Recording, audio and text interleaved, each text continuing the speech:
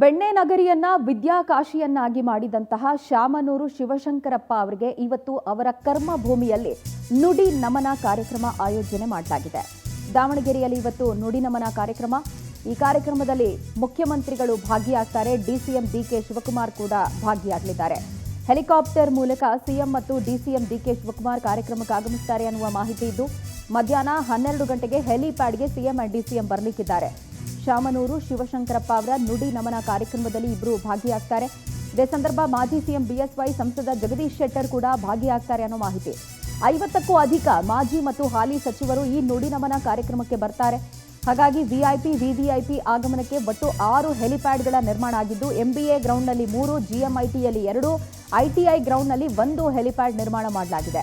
ಸುಮಾರು 25,000ಕ್ಕೂ ಅಧಿಕ ಸಾರ್ವಜನಿಕರಿಗೆ ಕಾರ್ಯಕ್ರಮದಲ್ಲಿ ಆಸನದ ವ್ಯವಸ್ಥೆ ಮಾಡಲಾಗಿದ್ದು, 3 ಬೃಹತ್ ವೇದಿಕೆಗಳ ನಿರ್ಮಾಣ ಕೂಡ ಈ ನುಡಿ ನಮನ ಕಾರ್ಯಕ್ರಮಕ್ಕೆ ಮಾಡಲಾಗಿರೋದು. ರಾಜಕಾರಣದಲ್ಲಿ ಅಜಾತ ಶತ್ರು ಅಂತ ಹೇಳಿ ಶಾಮನೂರು ಶಿವಶಂಕರಪ್ಪ ಅವರು ಗುರುತಿಸಿಕೊಂಡಿದ್ರು.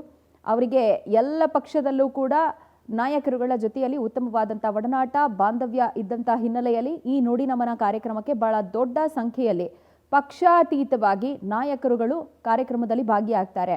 ಆ್ಯಂಡ್ ಅಫ್ಕೋರ್ಸ್ ಅಲ್ಲಿನ ಜನತೆ ಸುಮಾರು 25,000ಕ್ಕೂ ಅಧಿಕ ಮಂದಿ ಕಾರ್ಯಕ್ರಮದಲ್ಲಿ ಭಾಗಿಯಾಗ್ತಾರೆ ಅನ್ನುವಂತಹ ಅಂದಾಜಿದೆ. ಆ ಹಿನ್ನೆಲೆಯಲ್ಲಿ ಅವರಿಗೆಲ್ಲ ಆಸನದ ವ್ಯವಸ್ಥೆಯನ್ನು ಕೂಡ ಕಲ್ಪಿಸಲಾಗಿರೋದು. ದಾವಣಗೆರೆ ಬೆಣ್ಣೆ ದೋಸೆ ನಗರಿ ಅಂತ ಹೇಳಿ ಖ್ಯಾತಿಯನ್ನು ಪಡ್ಕೊಂಡಿತ್ತು. ಅದನ್ನು ವಿದ್ಯಾಕಾಶಿಯನ್ನಾಗಿ ಬದಲಿಸಿದಂತಹ ಕೀರ್ತಿ ಶಾಮನೂರು ಶಿವಶಂಕರಪ್ಪ ಅವರಿಗೆ ಸಲ್ಲತ್ತೆ. ಆ್ಯಂಡ್ ಇದೇ ಸಂದರ್ಭದಲ್ಲಿ ಕಾಟನ್ ಮಿಲ್ಗಳು ಅತಿ ಹೆಚ್ಚಾಗಿದ್ದಂಥ ಸಂದರ್ಭ, ಅವುಗಳು ಅಳಿಸಿ ಹೋಗುವಂಥ ಸಂದರ್ಭದಲ್ಲಿ ಮತ್ತೆ ಕೈಗಾರಿಕಾ ಕ್ಷೇತ್ರದಲ್ಲಿ ದಾವಣಗೆರೆಯಲ್ಲಿ ಒಂದು ಕ್ರಾಂತಿಯನ್ನು ಉಂಟು ಮಾಡಿದ್ದು ಯಾರು ಅಂತ ಹೇಳಿದ್ರೆ ಅದು ಶಾಮನೂರು ಶಿವಶಂಕರಪ್ಪ ಅವರು.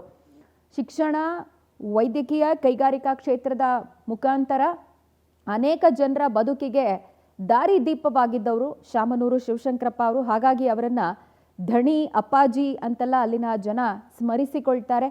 ಇವತ್ತು ಅವರ ನುಡಿ ನಮನ ಕಾರ್ಯಕ್ರಮ ಏರ್ಪಡಿಸಿರುವಂಥ ಹಿನ್ನೆಲೆಯಲ್ಲಿ ಈಗ ಆಲ್ರೆಡಿ ದಾವಣಗೆರೆಯ ಜನತೆ ತಮ್ಮ ಕುಟುಂಬದ ಹಿರಿಯರನ್ನು ಕಳೆದುಕೊಂಡಿರುವಂತಹ ಒಂದು ಅನಾಥ ಪ್ರಜ್ಞೆಯಲ್ಲಿತ್ತು. ಅವರಿಗೆ ಒಂದು ನುಡಿ ನಮನ ಸಲ್ಲಿಸುವಂತಹ ಈ ಅವಕಾಶವನ್ನು ಸದ್ಬಳಕೆ ಮಾಡ್ಕೊಳ್ಬೇಕಂತ ಹೇಳಿ ಇವತ್ತು ಅನೇಕ ಮಂದಿ ಭಾಗಿಯಾಗ್ತಾರೆ ಕಾರ್ಯಕ್ರಮದಲ್ಲಿ ಅಂತ ಹೇಳಿ ಅಂದಾಜಿದೆ. ಇದಕ್ಕೋಸ್ಕರ ವ್ಯವಸ್ಥೆಗಳನ್ನು ಕಲ್ಪಿಸಲಾಗಿದೆ. ಆ್ಯಂಡ್ ಭದ್ರತೆಯ ದೃಷ್ಟಿಯಿಂದ ಕೂಡ ಪೊಲೀಸರ ಬಿಗಿ ಭದ್ರತೆಯನ್ನು ನಿಯೋಜಿಸುವಂಥ ಕೆಲಸ ಕೂಡ ಆಗಿದೆ ಅಂತ ಹೇಳಿ ಮಾಹಿತಿ ಲಭ್ಯ ಆಗಿದ್ದು, ಒಟ್ಟು ನುಡಿ ನಮನ ಕಾರ್ಯಕ್ರಮಕ್ಕೆ ಅಂತ ಹೇಳಿ 3 ವೇದಿಕೆಗಳನ್ನು ಸಿದ್ಧಪಡಿಸಲಾಗಿದೆ. ಆ್ಯಂಡ್ ವಿಐಪಿಗಳು, ವಿವಿಐಪಿಗಳು ಹೆಚ್ಚಿನ ಸಂಖ್ಯೆಯಲ್ಲಿ ಬರೋದ್ರಿಂದ ಅವರಿಗೆ ಹೆಲಿಪ್ಯಾಡ್ಗಳ ವ್ಯವಸ್ಥೆಯನ್ನು ಕೂಡ ಮಾಡಿದ್ದಾರೆ ಅಂತ ಹೇಳಿ ಗೊತ್ತಾಗ್ತಾ ಇದ್ದು, ಮುಖ್ಯಮಂತ್ರಿಗಳು, ಉಪಮುಖ್ಯಮಂತ್ರಿಗಳು, ಸ್ಥಳೀಯ ಸಂಸದರೆಲ್ಲ ಕಾರ್ಯಕ್ರಮದಲ್ಲಿ ಭಾಗಿಯಾಗ್ತಾರೆ.